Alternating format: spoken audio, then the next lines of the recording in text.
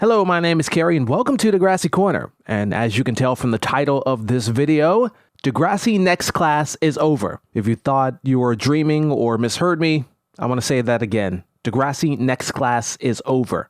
The interesting part is the fact that we've had quite a bit of evidence over the past year or so that has strongly indicated that Next Class was done. However, you know how naive us fans can be. And it wasn't until this tweet here from Stefan Brogren that the naysayers are finally convinced that Degrassi Next Class is done and it's never coming back. Now, I want to clarify something for you. Stefan's tweet is not a, quote, official announcement that Next Class is over. There's a lot of people who seem to think that just because he said that Degrassi ended too soon, that this qualifies as some sort of official declaration that the show is over. The show's been over for a while. Even last summer, Stefan basically came out and said that Next Class is over without saying officially that Degrassi was over. It's April 2019, and there has been no official announcement about the ending of Degrassi Next Class. Netflix has not said anything, and DHX Media has not said anything either. And we know that this is not an official announcement because the website TV Line actually did a little research, and they reached out to Netflix to get a response about Stefan Brogren's tweet about Degrassi Next Class. And Netflix,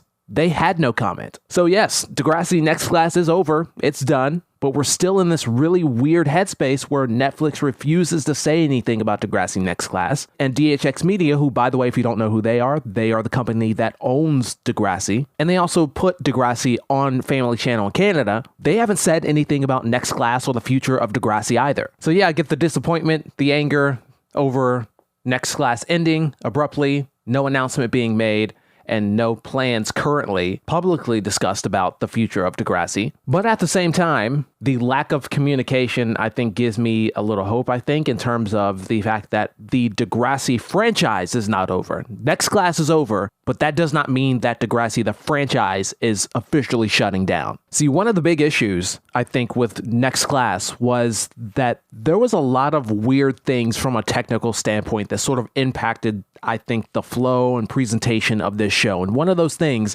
is the fact that they weren't able to do a hard reset from Teen Nick to Netflix. If you have not read Steven Stone's book, Whatever It Takes, I highly suggest you do so, because there's a couple of really interesting chapters in which he talks about some of the behind the scenes stuff when it comes to Degrassi. And one of the big things he mentions is that back in 2015, the Degrassi team, they were preparing for a 15th season of Degrassi on Teen Nick. They had everything planned out. They were ready to go. They were about ready to start filming. And then all of a sudden, Teen Nick decides to cancel Degrassi at the last minute. Now, the good news is that having that season basically ready to go allowed them to quickly prepare a pitch they could present to streaming networks like Netflix, Amazon, and Hulu. But in hindsight, I think things might have played out a little bit differently if they had had the opportunity to start fresh.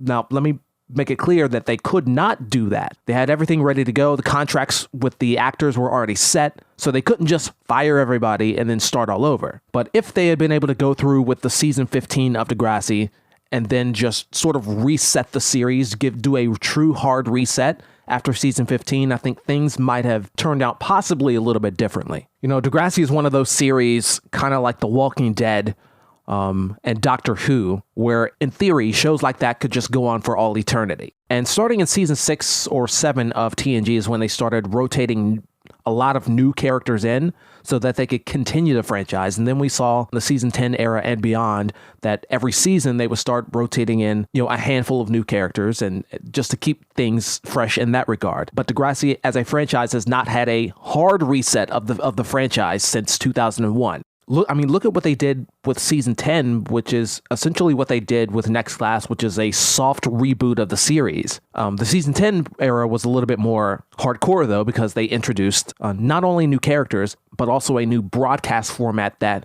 rejuvenated this show and its fan base. And Next Class, I don't think, was really able to do that outside of the first season. So now what we're doing, I think, is we're just basically sitting here waiting for possibly one day, Degrassi to return here in the somewhat not near future, but I don't know, next couple of years or something. Who knows? All I can gather at this point is that, if a new Degrassi comes around, there's a really good chance it's not going to be like what we've seen. It's not going to look like what we've seen with Next Class, not with the season 10 era, and not with Degrassi The Next Generation. And if we're being honest, that's okay. I don't really subscribe to any sort of philosophy that in order for Degrassi to be successful, it basically just needs to be a near carbon copy of the early years of Degrassi TNG. That's great. I understand that everybody loves Degrassi TNG, those first 5 or 6 seasons or so. But at the same time, evolving is not a bad thing. Change is not a bad thing. And when you say it out loud, it sounds ridiculous to ask a TV show to basically